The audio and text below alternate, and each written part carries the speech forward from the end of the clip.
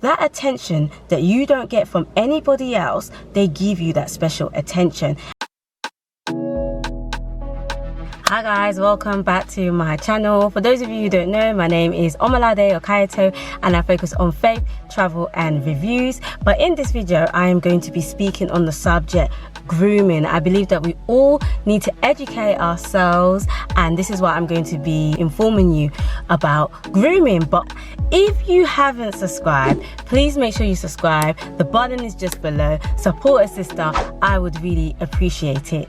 Okay, because it's that kind of video, guys, I do have my phone for my notes because it's just that kind of video. So I think it's really important that I define grooming. So grooming is when someone builds a relationship, trust and emotional connection with a child or young adult, young person, so that they can manipulate, exploit and abuse them. Okay, and FYI guys, grooming can happen to adults as well, not just children. But with children, it tends to be usually easier, they're more of the targets.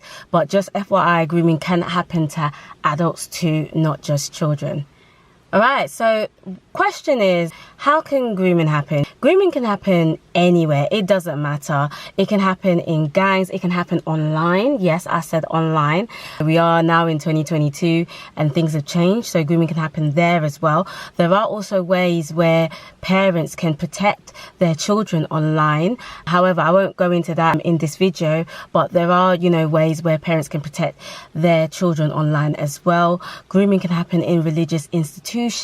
Grooming can happen in relationships too. The reason why I'm doing this video is because I have definitely experienced grooming, especially in my teenage years, early 20s, I would say. And this is why I felt in my heart to definitely do a video on this and inform you guys about it.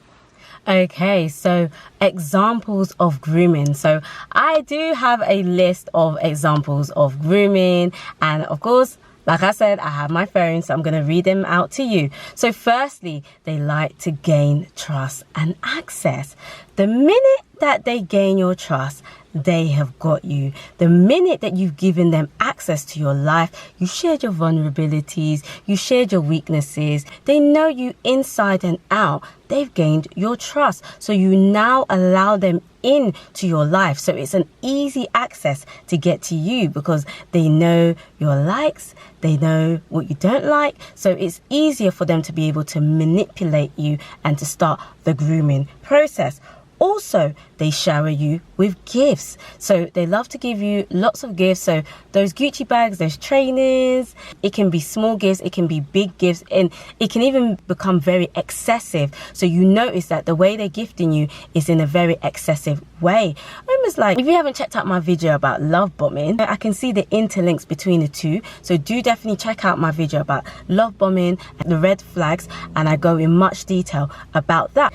Right. They give you special attention. So that attention that you don't get from anybody else, they give you that special attention. And it's not just attention, but it's a particular type of attention that makes you feel amazing. It makes you feel on cloud nine. It makes you feel like, wow, they notice me. Like, I don't get this special attention from anybody else and they are giving it to me. You feel very special about yourself. After all of that nice glitzy stuff that they do to you, this is when the control starts to happen. So you tend to notice that you do not have any control over your life anymore. So any movement, anything that you do, they have control over it. From someone that used to be really independent, used to have full control of everything that you're doing, now you don't have any control.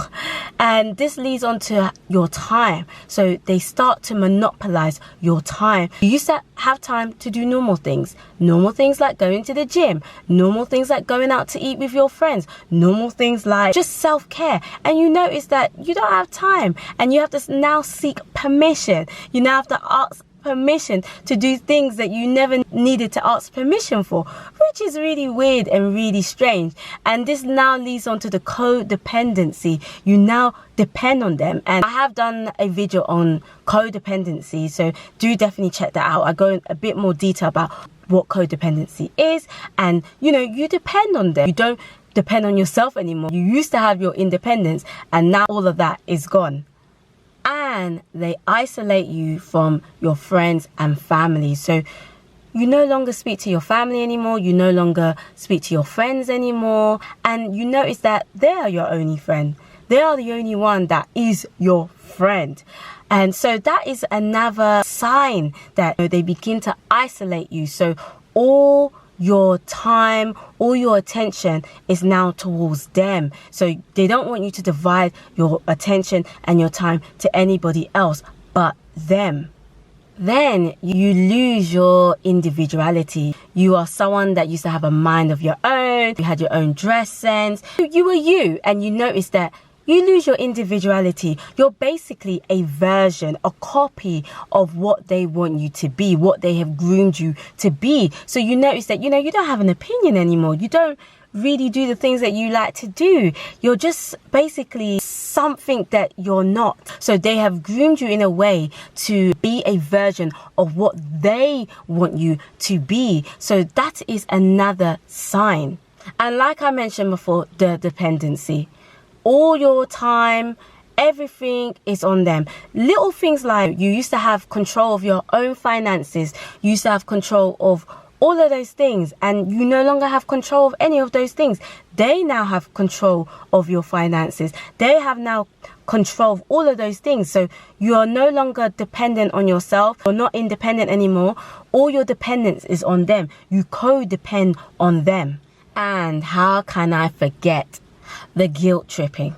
So they start to guilt trip you, because they've done all of these nice things for you. They've bought you gifts, they've given you that special attention. Now it's easier for them to guilt trip you. So when they make you feel guilty, you now feel, oh no, I owe it to them. Oh no, they've done all of these things for me. Oh no, I'm a bad person if I don't do what they say. So this is where the guilt tripping begins. So I don't know if you guys have noticed, but there's a lot of links between love bombing, codependency, narcissism, abuse. So there's a lot of links in between all of them and grooming.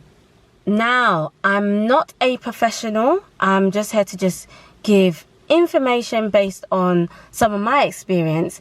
And one thing I really do advise is to seek help. Definitely seek to speak to a trusted adult. If there's a trusted adult that you know, I definitely advise for you to speak to a trusted adult.